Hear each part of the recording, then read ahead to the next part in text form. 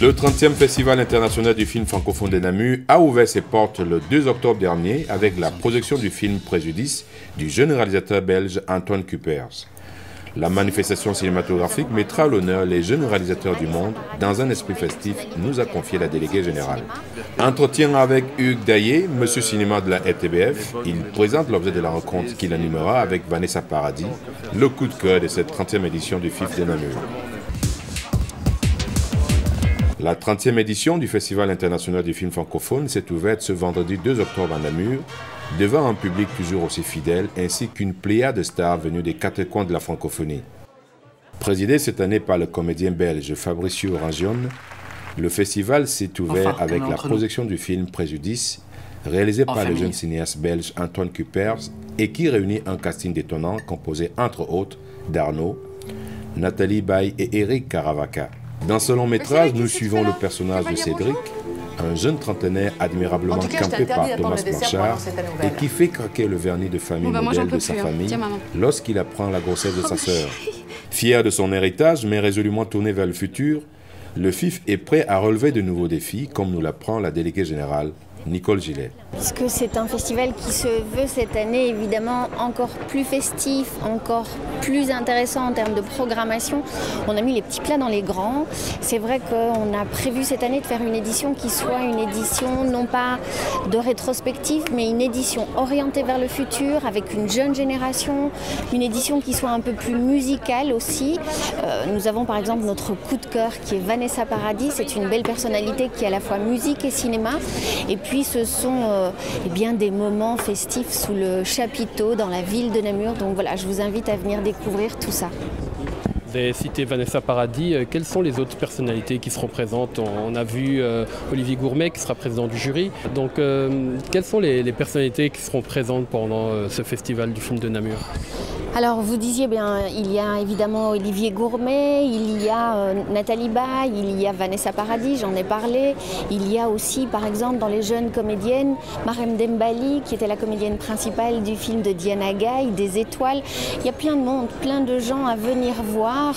C'est Marc-André Grondin, c'est enfin voilà, plein de gens. C'est Abderrahmane Sissako qui sera présent, qui vient, qui arrive à l'ouverture et qui sera là jusqu'à lundi, qui vient expliquer le scénario de son film Timbuktu. C'est plein de monde, plein de gens. Il y a aussi une sorte de masterclass avec un musicien qui va expliquer aussi la musique de film. Pourquoi le focus sur cette discipline? Mais je pense que pour fêter les 30 ans, ajouter un peu de musique, c'était peut-être pas mal. Alors c'est vrai que la musique c'est intéressant aussi pour faire la fête, mais c'est vrai que dans un film la musique est très importante et Philippe Rombi viendra justement nous expliquer la manière dont il travaille avec des réalisateurs comme François Ozon, comme Christian Carion, ou même la manière dont il a travaillé sur des animations. Donc c'est vrai que c'est important de pouvoir souligner justement le travail de la composition de musique originale, le travail de la composition de musique à l'image. Et c'était un moment un peu particulier pour nous, pour le 30e, pour pouvoir justement mettre en avant cette musique. Dernier mot sur les prix, il y a un petit nouveau, c'est le prix des critiques qui a été mis en place. Pourquoi justement ce prix-là? Qu'est-ce qu'il apporte en plus? C'est intéressant aussi d'avoir le regard de la presse sur notre programmation. Alors ce sera orienté sur le cinéma belge. C'est une presse belge qui remettra son prix justement sur les films de notre cinématographie. C'est bien aussi d'avoir leur regard sur les films, d'avoir à côté aussi de public, puisqu'il y a un prix du public, il y a un prix Cinévox aussi avec les mêmes films belges. Donc on avait envie de voir justement si leur vote pouvait être similaire. Une rencontre avec la chanteuse et comédienne Vanessa Paradis sera animée par Hugues Daillé, monsieur cinéma de la RTBF. Il nous a confié l'objet de cette rencontre, le coup de cœur de la présente édition.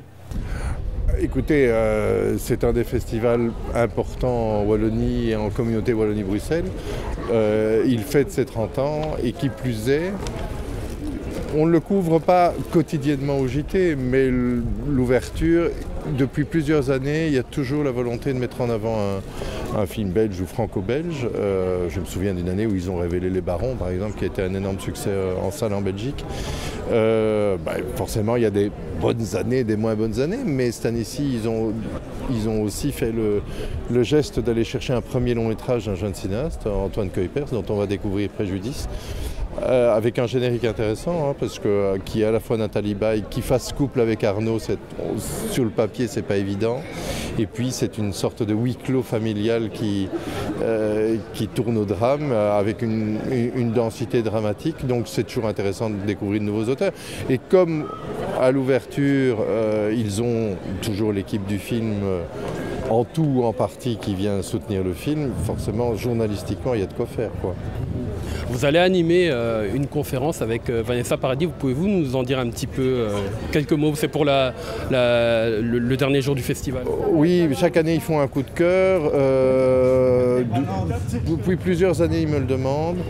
J'ai fait Christine Scott Thomas, j'ai fait Josiane Balasco, j'ai fait Elsa Zilberstein, j'ai fait Audrey Tautou l'année dernière et cette année-ci je fais Vanessa Paradis. C'est pas une conférence, je dirais que c'est une longue interview en public.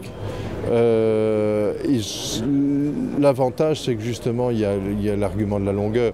C'est bien que les interviews de 10-15 minutes, on est presque toujours lié à l'actualité du dernier film et un contexte promotionnel assez contraignant. Tandis que là, c'est une espèce de balayage décontracté de moments de sa carrière avec... Moi, je dois vous avouer que ma manière de préparer ça, c'est d'avoir vu les films, de m'en souvenir et à partir de ça, de pouvoir réagir à ce que l'invité dit et pas... Une interview, c'est pas un questionnaire. Donc moi, je suis simplement avec ma mémoire de la filmographie et puis en fonction de ça, j'essaye de... Le terme est un petit peu prétentieux, mais moi j'aime bien faire de la maïotique, c'est-à-dire essayer de faire accoucher des choses sur le métier, sur la façon dont les gens envisagent le métier, la marge de manœuvre et de liberté dont ils disposent, les bonnes ou les mauvaises expériences, et essayer de le faire tant que faire se peut sans langue de bois. Parce que justement on n'est pas dans un contexte promotionnel et que c'est pas filmé, donc a priori il y a des traces mais pas beaucoup de traces et la personne, je me souviens l'année passée Audrey Tautou était toute étonnée parce qu'elle dit j'ai jamais autant parlé de moi aussi longtemps parce que c'est quelqu'un très gentil mais qui se protège beaucoup et là finalement elle était obligée d'un petit peu sortir du bois. Donc voilà, ça m'amuse, ça rend service au festival. Le festival a un partenariat de longue date avec l'RTBF. Je suis responsable cinéma sur l'RTBF, tout ça me semble assez cohérent. Voilà, je ne viens pas en mercenaire, je ne viens pas faire un ménage, il n'y a pas de cachet. Voilà, c'est juste je dirais une collaboration assez naturelle avec le festival. Vous l'avez dit, vous êtes responsable cinéma à la RTBF. Quel est votre regard sur la situation des jeunes comédiens en Belgique, de manière générale, que ce soit le théâtre ou le cinéma? Notamment, il y a une pièce de théâtre qui va s'ouvrir mi-octobre au Théâtre de Poche à Bruxelles, qui parle justement de la précarité de l'emploi chez les jeunes comédiens. Quel est votre regard? Est-ce que vous avez l'impression que la situation s'est un petit peu améliorée ou bien c'est encore compliqué? C'est évidemment compliqué parce qu'il y en a de toute façon, entre guillemets, beaucoup trop qui sortent des écoles chaque année. C'est que le succès, la médiatisation du cinéma belge a l'effet pervers que chaque année il y a de plus en plus de gens qui s'inscrivent dans les écoles d'art dramatique ou de réalisation et que forcément ce pays ne peut pas absorber 10 nouveaux réalisateurs ou 40 nouveaux comédiens tous les ans. C'est effectivement extrêmement difficile. Cela étant, moi quand on parle de succès du cinéma belge, je dis le succès du cinéma belge est avant tout les principaux ambassadeurs du cinéma belge, c'est les acteurs. Bien sûr, il y a Van Normal, il y a les frères Dardenne, il y a des cinéastes, mais ceux-là sont connus sur la scène internationale. Mais qu'est-ce qui s'est passé depuis, grosso modo, Poulvoorde et c'est arrivé près de chez vous, depuis une vingtaine d'années, c'est l'éclosion d'énormément d'acteurs belges qui ne doivent plus cacher leur belgitude.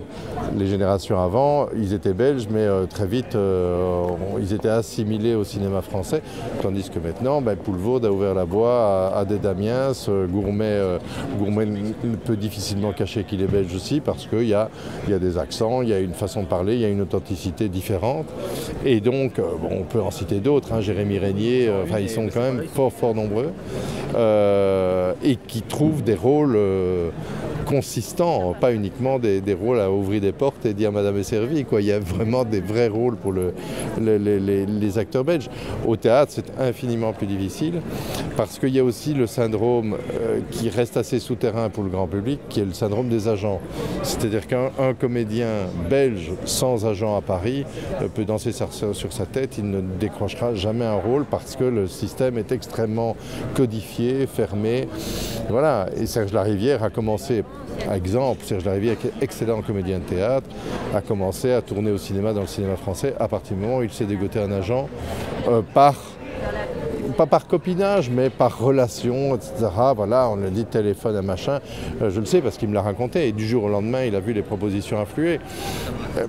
Son talent n'a pas changé du jour au lendemain. Le talent était déjà là, mais le système fait que si on a un bon agent, mais ça fonctionne mieux.